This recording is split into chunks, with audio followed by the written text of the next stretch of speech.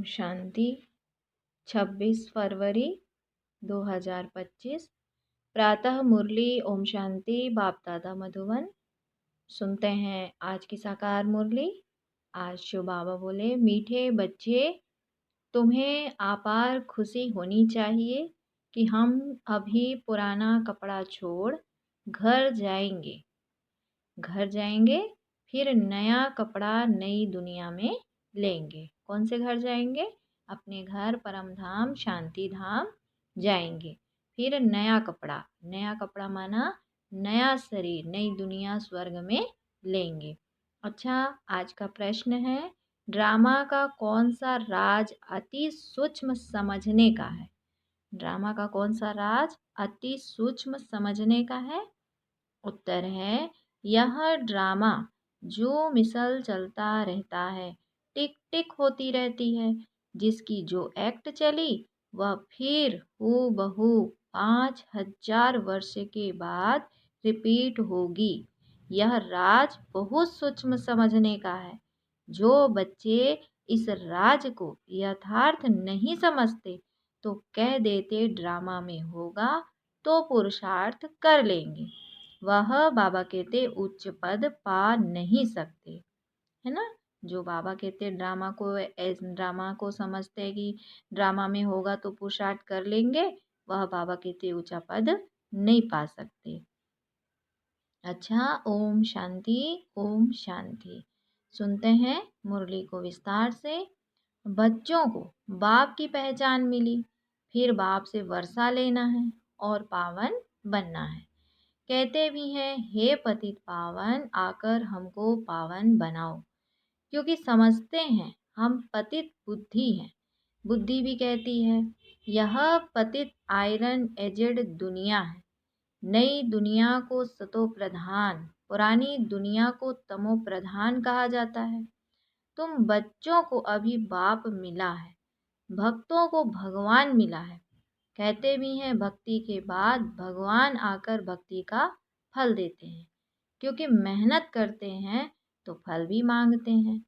भक्त क्या मेहनत करते हैं सो तो तुम जानते हो। तुम आधा कल भक्ति मार्ग में धक्के खाकर थक गए हो। भक्ति में बहुत मेहनत की है, यह भी ड्रामा में नोंद है। मेहनत की जाती है फायदे के लिए। समझते हैं भगवान आकर भक्ति का फल दे तो फल देने वाला फिर भी भगवान ही रहा। भक्त भगवान को याद करते हैं, क्योंकि भक्ति में दुख है तो कहते हैं आकर हमारे दुख हरो, पावन बनाओ। बाबा कहते हैं कि कोई भी नहीं जानते हैं कि अभी रावण राज्य है, रावण ने ही पतित बनाया है। कहते भी हैं राम राज्य चाहिए, परंतु वह कब कैसे होना है कोई को भी यह पता नहीं है। आत्मा अंदर समझती है कि अब रावण राज्य है, यह है ही भक्ति मार्ग। भक्त बहुत नाच तमाशे करते हैं, खुशी भी होती है, फिर रोते भी हैं। भगवान के प्रेम में आंसू आ जाते हैं, परंतु भगवान को जानते ही नहीं। जिसके प्रेम में आंसू आते हैं उसको जानते ही नहीं। जिनके प्रेम में आंसू आते हैं उनको जानना चाहिए ना। चित्रों से तो कुछ मिल नहीं सकता। हाँ, बहुत भक्ति करते हैं तो साक्षात्कार होता है, बस वही उनके लिए खुशी की बात है। भगवान खुद ही आकर अपना परिचय देते हैं, मैं कौन हूँ, मैं जो हूँ, जैसा हूँ, दुनिया में कोई नहीं जानते।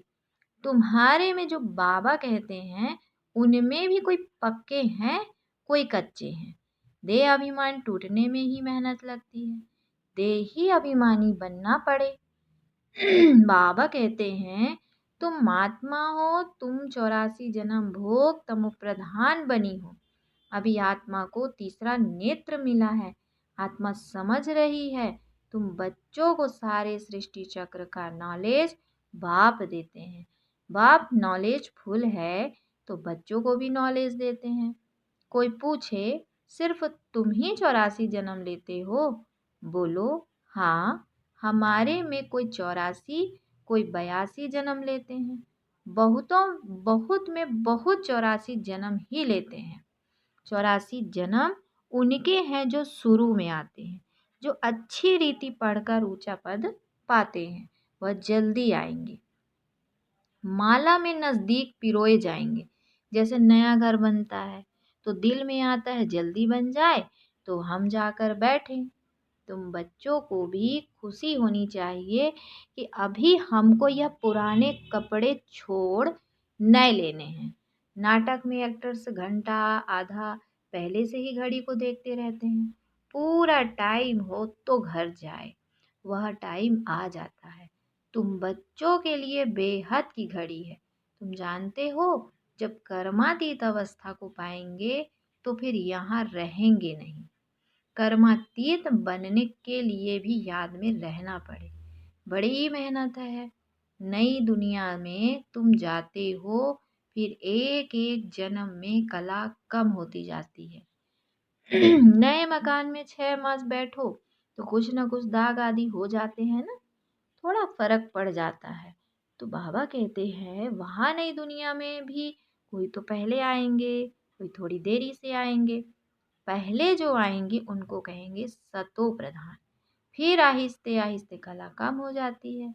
यह ड्रामा का चक्र जो मिसल चलता रहता है, टिक टिक होती रहती है। तुम जानते हो, सारी दुनिया में जिसकी जो भी एक्ट चलती है यह चक्र फिरता रहता है।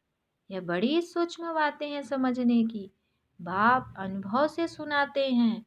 तुम जानते हो, यह पढ़ाई फिर 5000 वर्ष के बाद रिपीट होगी।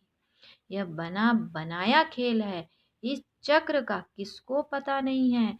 इसका क्रिएटर, डायरेक्टर, मुख्य एक्टर कौन है, कुछ भी नहीं जानते। और अभी तुम बच्चों को पता है, हम 84 जन्म भोग अब वापिस जाते हैं। हम आत्मा हैं, देही अभिमानी बने तब खुशी का पारा चढ़े। वह है हद का नाटक, यह है बेहद का। बाबा हम आत्माओं को पढ़ा रहे हैं, यह नहीं बताएंगे कि फलाने समय यह होगा। बाबा से कोई भी बात पूछते हैं तो कहते हैं ड्रामा में जो कुछ बताने का है वह बता देते हैं। ड्रामा अनुसार जो उत्तर मिलना था सो मिल गया, बस उस पर चलना पड़ना है। ड्रामा बिगर बाप कुछ भी नहीं कर सकते हैं। कई बच्चे कहते हैं ड्रामा में होगा तो पुरुषार्थ कर लेंगे, वह कभी ऊंचा पद पा नहीं सकते। बाप कहते हैं पुरुषार्थ तुमको करना है, ड्रामा तुमको पुरुषार्थ कराता है। कल पहले मुआफी कोई ड्रामा पर ठहर जाते हैं तो जो ड्रामा में होगा तो समझा जाता है इनकी तकदीर में नहीं है। अब तुमको स्मृति आई है, हम आत्मा हैं, हम यह पार्ट बजाने आए हैं। आत्मा भी अविनाशी है, पार्ट भी अविनाशी है। 84 जन्मों का पार्ट आत्मा में नुंदा हुआ है, फिर वही पार्ट बजाएंगे। इसको कहा जाता है कुदरत। कुदरत का और क्या विस्तार करेंगे। अब मुख्य बात है पावन जरूर बनना है। कुदरत किसे कहा बाबा ने कि 84 जन्मों का पार्ट आत्मा में नुंधा हुआ है, फिर वही पार्ट बजाएंगे। इसको कहा जाता है कुदरत। कुदरत का और क्या विस्तार करेंगे। तो अब मुख्य बात है पावन जरूर बनना है, यही फिरात है। कर्म करते हुए बाप की याद में रहना है। तुम एक मासूक के आशिक हो ना। एक मासूक को सब आशिक याद करते हैं। वह मासूक कहते हैं अभी मुझे याद करो, मैं तुमको पावन बनाने आया हूँ। तुम मुझे ही पतित पावन कहते हो, फिर मुझे भूल कर गंगा क्यों पतित पावनी कहते हो। अभी तुमने समझा है तो वह सब छोड़ दिया है। तुम समझते हो ना कि बाप ही पतित पावन है। अब पतित पावन श्री कृष्ण को समझ कभी याद नहीं करेंगे, परंतु भगवान कैसे आते हैं यह कोई नहीं जानते। श्री कृष्ण की आत्मा जो सतयुग में थी वह अनेक रूप धारण करते करते अभी तमो प्रधान बनी है, फिर सतो प्रधान बनती है। शास्त्रों में यह भूल कर दी है। यह भी भूल जब हो तब तो हम आकर अभूल बनाए ना। यह भूले भी ड्रामा में है, फिर भी होगी। अब बाबा कहते हैं, अब तुमको समझाया है शिव भगवानु वाच। भगवान कहते भी शिव को हैं। भगवान तो एक ही होता है, सब भक्तों का फल देने वाला एक भगवान। उनको कोई भी जान नहीं सकते। आत्मा कहती है, ओ गॉड फादर। वो लौकिक फादर तो यहाँ है, फिर भी उस बाप को याद करते हैं। आत्मा के दो फादर हो जाते हैं। भक्ति मार्ग में उस फादर को याद करते रहते हैं। आत्मा तो है ही, इतनी सब आत्माओं का अपना अपना पार्ट मिला हुआ है। एक शरीर छोड़ फिर दूसरा ले पार्ट बजाना होता है। तो यह सब बातें बाप ही समझाते हैं, कहते भी हैं। हम यहाँ पार्ट बजाने आए हैं। कहाँ? यहाँ सृष्टि चक्र में संगम युग पर बाबा पार्ट बजाने आते हैं। यह एक मांडवा है, उनमें यह चांद सितारे आदि सब बत्तियां हैं। इन सूर्य चांद सितारों को मनुष्य देवता कह देते हैं, क्योंकि यह बहुत अच्छा काम करते हैं, रिम झिम करते हैं, किसको तकलीफ भी नहीं देते हैं, सबको सुख देते हैं, बहुत काम करते हैं, इसीलिए इनको देवता कह देते हैं। क्योंकि अच्छा काम करने वाले को कहते हैं ना, यह तो जैसे देवता है।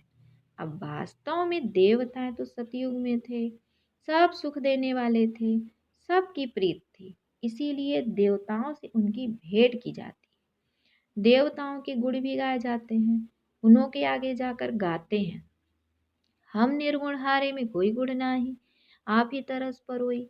आपको तो तरस पड़ता होगा। तो बाप कहते हैं, तरस पड़ा है तब तो फिर से आया हूँ तुमको गुणवान बनाने। तुम पूज्य थे, अब पुजारी बने हो, फिर पूज्य बनो। हम सो का अर्थ भी तुमको समझाया है। मनुष्य तो कह देते आत्मा सो परमात्मा, परमात्मा सो आत्मा। बाप कहते हैं यह रॉन्ग है। तुम आत्मा निराकार थी, फिर सो देवता क्षत्रिय वैश्य शूद्र बनी, अभी सो ब्राह्मण वर्ण में आई हो। आत्मा पहले सतो प्रधान सतो रजो तमो में आती है। अभी तुम बच्चे समझते हो कि यह नॉलेज बाबा कल्प कल्प संगम युग पर हमको आकर देते हैं। बरोबर भारत स्वर्ग था, वहाँ कितने थोड़े मनुष्य होंगे। अभी कलयुग है, सब धर्म आ गए हैं। सतयुग में थोड़े, तो बाबा ने कहा सब धर्म आ गए हैं। सतयुग में थोड़े ही कोई धर्म था, वहाँ होता ही है एक धर्म, बाकी सब आत्माएं चली जाती हैं। तुम जानते हो अभी इस पुरानी दुनिया का विनाश सामने खड़ा है। बाप राजयोग सिखला रहे हैं, कोई भी आए बोलो यह बेहद की घड़ी है। बाप ने दिव्य दृष्टि दे यह घड़ी बनवाई है, जैसे वह घड़ी तुम घड़ी घड़ी देखते हो। अब यह बेहद की घड़ी याद पड़ती है। बाप ब्रह्मा द्वारा एक धर्म की स्थापना और शंकर द्वारा आसुरी दुनिया का विनाश कराते हैं। बुद्धि भी कहती है चक्र फिरना जरूर है, कलयुग के बाद सतयुग आएगा। अभी मनुष्य भी बहुत हैं, उपद्रव भी बहुत होते रहते हैं, मूसल भी वही हैं। शास्त्रों में तो कितनी कथाएं बना दी हैं। बाप आकर वेद और शास्त्रों का सार समझाते हैं। मुख्य धर्म भी चार हैं। यह ब्राह्मण धर्म है पांचवा। सबसे ऊंचे से ऊंचा यह है छोटा धर्म। यज्ञ की संभाल करने वाले ब्राह्मण हैं। यह ज्ञान यज्ञ है। उपद्रव को मिटाने के लिए यज्ञ रचते हैं। वह समझते हैं यह लड़ाई आदि ना लगे। अरे लड़ाई नहीं लगेगी तो सतयुग कैसे आएगा? बाबा कहते इतने सब मनुष्य कहाँ जाएंगे? हम सब आत्माओं को ले जाते हैं तो जरूर शरीर यहाँ छोड़ना पड़े। तुम पुकारते भी हो, हे बाबा आकर हमको पति से पावन बनाओ। तो बाप कहते हमको जरूर पुरानी दुनिया का विनाश कराना होगा। पावन दुनिया है ही सतयुग, सबको मुक्ति धाम ले जाता हूँ। सब काल को तो बुलाते हैं ना। यह नहीं समझते कि हम तो कालों के काल को बुलाते हैं। तो बाप कहते हैं यह भी ड्रामा में नूंद है। आत्माओं को छी छी दुनिया से निकाल शांति धाम ले जाता हूँ। यह तो अच्छी बात है ना। तुमको मुक्ति में जाकर फिर जीवन मुक्ति में आना है, फिर जीवन बंध में। इतने सब सतयुग में तो नहीं आएंगे, फिर नंबरवार आएंगे। इसीलिए अब शांति धाम और सुख धाम को याद करो। पिछाड़ी में जो आते हैं उन्हों का तो पार्ट ही हो थोड़ा है। पहले जरूर वह सुख पाएंगे। तुम्हारा पार्ट सबसे ऊंचे है, तुम बहुत सुख पाते हो। धर्म स्थापक तो सिर्फ धर्म की स्थापना करते, किसी को लिबरेट नहीं करते। बाप तो भारत में आकर सबको ज्ञान देते हैं, वही सबका पतित पावन है, सबको लिबरेट करते हैं। और धर्म स्थापक कोई सदगति करते नहीं, वह आते हैं धर्म स्थापन करने। वह कोई शांति धाम सुख धाम में नहीं ले जाते, सबको शांति धाम सुख धाम में बाप ही ले जाते हैं, जो दुख से छुड़ाए सुख देते हैं। बाबा कहते हैं जो दुख से छुड़ाए सुख देते हैं। तो बाबा ने कहा जो दुख से छुड़ाए सुख देते हैं उनके ही तीर्थ होते हैं। मनुष्य समझते नहीं, वास्तव में सच्चा तीर्थ तो एक बाबा का ही है, महिमा भी एक की ही है। सब उनको पुकारते हैं, हे लिबरेटर आओ।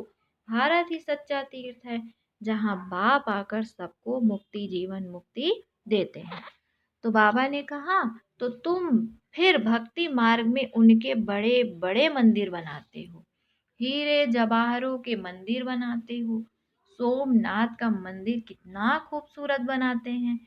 और अभी देखो बाबा कहाँ बैठे हैं, पतित शरीर में, पतित दुनिया में। तुम ही पहचानते हो, तुम बाबा के मददगार बनते हो। औरों को रास्ता बताने में जो मदद करेगा उनको उच्च पद मिलेगा। यह तो कायदा है। बाप कहते हैं मेहनत करो, बहुतों को रास्ता बताओ कि बाप और वर्षे को याद करो। 84 का चक्र तो सामने है। यह है जैसे अंधों के आगे आईना। यह ड्रामा हूबहू रिपीट होता है, फिर भी मुझे कोई नहीं जानेगा। ऐसा नहीं कि मेरा मंदिर लूटते हैं तो मैं कुछ करूं। ड्रामा में लूटने का ही है, फिर भी लूट ले जाएंगे, फिर भी लूट ले जाएंगे। अभी भी लूट रहे हैं, बाद में भी लूट के ले जाएंगे। मुझे बुलाते ही हैं पति से पावन बनाओ, तो मैं आकर तुम बच्चों को पढ़ाता हूँ। ड्रामा में विनाश की भी नोंद है, सो फिर भी होगा। मैं कोई फूंक नहीं देता हूँ कि विनाश हो जाए। यह मूसल आदि बने हैं, यह भी ड्रामा में नूंद है। मैं भी ड्रामा के बंधन में बांधा हुआ हूँ। बाबा कहते हैं कि मेरा पार्ट सबसे बड़ा है, सृष्टि को बदलना, पति से पावन बनाना। अब समर्थ कौन, मैं या ड्रामा? रावण को भी ड्रामा अनुसार आना ही है। जो नॉलेज मेरे में है वह आकर देता हूँ। तुम शिव बाबा की सेना हो, रावण पर जीत पाते हो। बाप कहते हैं सेंटर खोलते रहो, मैं आता हूँ पढ़ाने। मैं कुछ लेता नहीं हूँ, पैसे जो कुछ है वह इनमें सफल करो। ऐसा भी नहीं सब खलास कर भूख मरो। भूख कोई नहीं मर सकता, बाबा ने सब कुछ दिया, फिर भूख मरते हैं क्या? तुम भूख मरते हो क्या? शिव बाबा का भंडारा है। आजकल तो दुनिया में देखो कितने मनुष्य भूख मरते रहते हैं। अभी तुम बच्चों को बाप से पूरा वर्षा लेने का पुरुषार्थ करना है। यह है रूहानी नेचर क्यों। बिल्कुल सिंपल बात, सिर्फ मुख से कहते हैं मन मना भव। आत्मा को क्योर करते हैं, इसीलिए बाप को अविनाशी सर्जन भी कहते हैं। कैसा अच्छा ऑपरेशन सिखलाते हैं। मुझे याद करो तो तुम्हारे सब दुख दूर हो जाएंगे, चक्रवर्ती राजा बन जाएंगे। इन कांटों के जंगल में रहते हुए ऐसा समझो कि हम फूलों के बगीचे में जा रहे हैं, घर जा रहे हैं। एक दो को याद दिलाते रहो, अल्लाह को याद करो तो बेबादशाही मिल जाएगी। बाबा कहते हैं एक दूसरे को याद दिलाते रहो कि अल्लाह को याद करो तो बेबादशाही मिल जाएगी। अच्छा, फिर बाबा ने बच्चों को याद प्यार दिया, मीठे मीठे सिकिल दे बच्चों प्रति माता पिता बाप दादा का याद प्यार और गुड मॉर्निंग। रूहानी बाप की रूहानी बच्चों को नमस्ते। हम रूहानी बच्चों की रूहानी माता पिता बाप दादा को याद प्यार गुड मॉर्निंग और नमस्ते। फिर है धारणा के लिए मुख्य सार।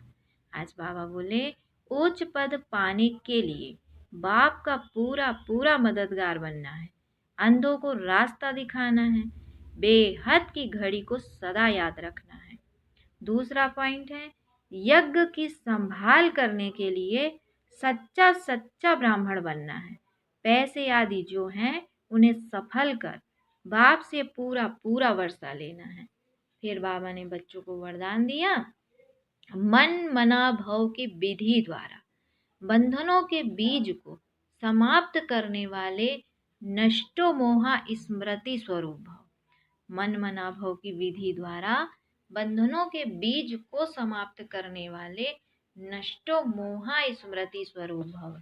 बाबा कहते हैं बंधनों का बीज है संबंध। जब बाप से साथ सर्व संबंध जोड़ लिया तो और किसी में मोह कैसे हो सकता है। बिना संबंध के मोह नहीं होता और मोह नहीं तो बंधन नहीं। जब बीज को ही खत्म कर दिया तो बिना बीज के वृक्ष कैसे पैदा होगा।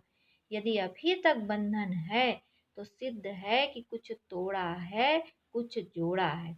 इसलिए मन मना भव की विधि से मन के बंधनों से भी मुक्त नष्टो मोहा स्मृति स्वरूप बनो। फिर यह शिकायतें समाप्त हो जाएगी कि क्या करे बंधन है कटता नहीं। हाँ बाबा कहते हैं जब बीज ही खत्म कर दोगे तो झाड़ ही खत्म हो जाएगा। स्लोगन है ब्राह्मण जीवन का श्वास उमंग उत्साह है, इसीलिए किसी भी परिस्थिति में उमंग उत्साह का प्रेशर कम ना हो। उमंग उत्साह का प्रेशर किसी भी परिस्थिति में कम ना हो। फिर आज का व्यक्ति सारे की पॉइंट है जितना सेवा की हलचल में हो आते हो उतना बिल्कुल अंडरग्राउंड चले जाओ। कोई भी नई इन्वेंशन और शक्तिशाली इन्वेंशन अंडरग्राउंड ही करते हैं, तो एकांतवासी बनना ही अंडरग्राउंड है। जो भी समय मिले इकट्ठा 1 घंटा या आधा घंटा समय नहीं मिलेगा, लेकिन बीच में 5 मिनट भी मिले तो सागर के तले में चले जाओ। इससे संकल्पों पर ब्रेक लग सकेगी। फिर वाणी में आना चाहोगे तो भी नहीं आ सकोगे। फिर वाणी में आना भी चाहेंगे ना तो भी नहीं आ सकेंगे, क्योंकि बीच बीच में ब्रेक लगाने की आदत पड़ गई है। अच्छा, ओम